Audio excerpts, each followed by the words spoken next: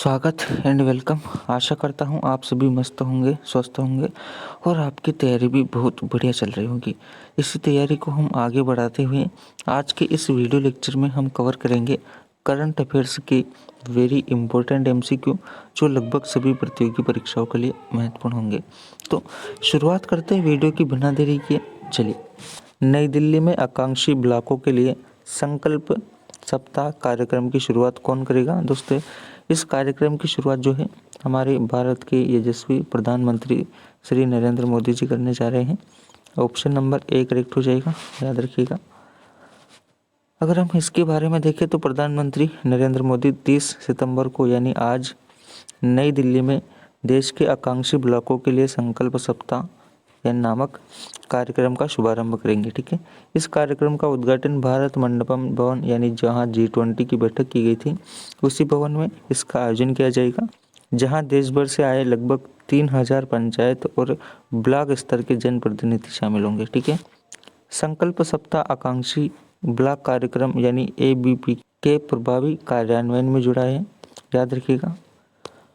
अगला क्वेश्चन आ जाता है, इंडो लैटिन अमेरिका सांस्कृतिक महोत्सव के चौथे संस्करण का आयोजन कहाँ किया जा रहा है? दोस्तों, ये किया जा रहा है हमारे भारत यानी नई दिल्ली में। ऑप्शन ए करेक्ट हो जाएगा, याद रखना है।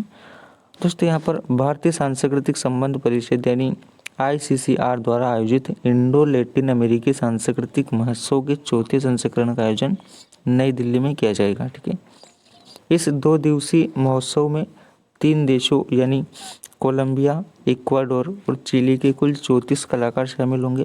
इसके आयोजन का उद्देश्य है लैटिन अमेरिका की समृद्धि और सांस्कृतिक विरासत को प्रदर्शित करना। ठीक है, याद रखना है। अगला प्रश्न आ जाता है, एशियन गेम्स 2023 में निशानेबाजी के किस इवेंट में भारतीय टीम ने स्वर्ण पदक जीता है? ठीक है, याद रखना है। अगर हम सही आंसर की बात करते हैं तो 50 मीटर एयर राइफल भारतीय टीम ने जीता है, याद रखना है। ऑप्शन ए करेक्ट हो जाएगा। ठीक है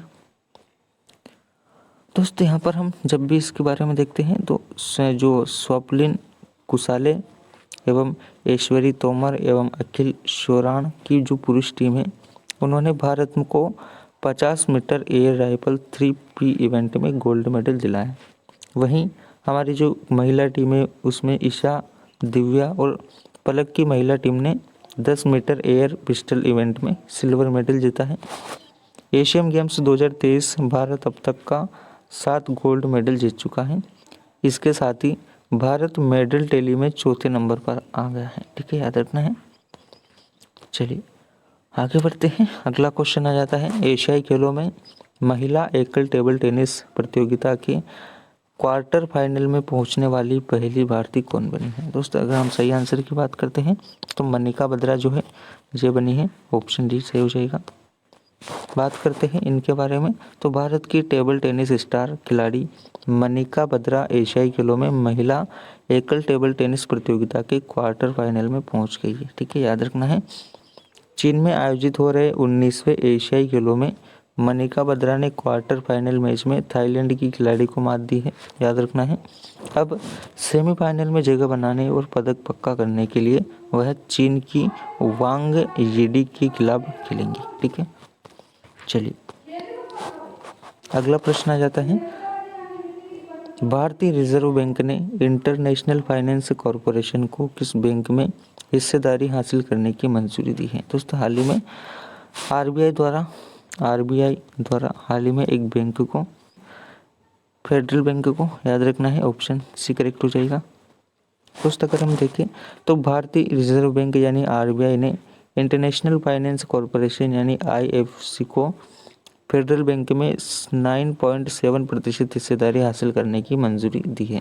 ठीक है, फेडरल बैंक लिमिटेड एक भारतीय निजी संस्था है यानी निजी बैंक है, जिसका मुख्यालय की अगर हम बात करते हैं तो यहाँ पर कोच्चि केरल में स्थित है, याद रखना है।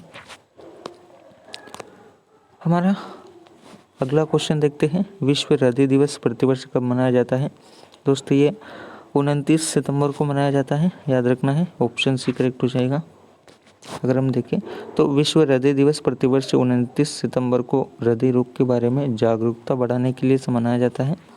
इस वर्ष विश्व हृदय दिवस का थीम जो था वह था यूज हार्ट नाउ हार्ट, यानी साल 1999 से वर्ल्ड हार्ट फेडरेशन यानी WHF ने विश्व स्वास्थ्य संगठन WHO के साथ मिलकर विश्व हृदय दिवस मनाए जाने की शुरुआत की थी। ठीक है, याद रखिएगा, इनमें से क्वेश्चन बन सकता है दोस्त, ये इम्पोर्टेंट फैक्ट्स है।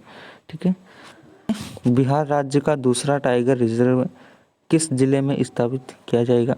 दोस्त, हाल ही में बिहार में एक टाइगर रिजर्व की स्थापना की जा रही है जो बिहार के कैमूर जिले में स्थापित किया जाएगा। याद रखिएगा, ऑप्शन नंबर सी हमारा एकदम सही हो जाएगा। अगर हम इसके बारे में देखें तो पश्चिम चंपारण जिले में वाल्मीकि टाइगर रिजर्व के बाद बिहार को वर्ष के अंत या 2024 की शुरुआत तक कैमूर जिले में कैमूर वन्यजीव अभ्यारण्य की दूसरी बाघ रिजर्व मिलने वाला है। वर्तमान में राज्य में बाघों की कुल संख्या 54 है। हालांकि राष्ट्रीय बाघ रिजर्व संरक्षण प्राधिकरण कैमूर वन्यजीव अभ्यारण्य जो है ये बिहार का सबसे बड़ा वन्यजीव अभ्यारण्य है। ठीक है दोस्तों, और साथ ही ये कैमूर और रोहतास जिले में फैला है। ठीक है, स्थापना की अगर हम बात करते हैं तो इसकी स्थापना की गई थी 1979 में, याद रखना है। ठीक है, चलिए अगला क्वेश्चन आ जाता है। चलिए आज के लिए बस इतना ही। वीडियो अगर अच्छा लगा हो तो चैनल को सब्सक्राइब कर देना और वीडियो को शेयर एवं लाइक कर देना। ठीक है, टेक केयर।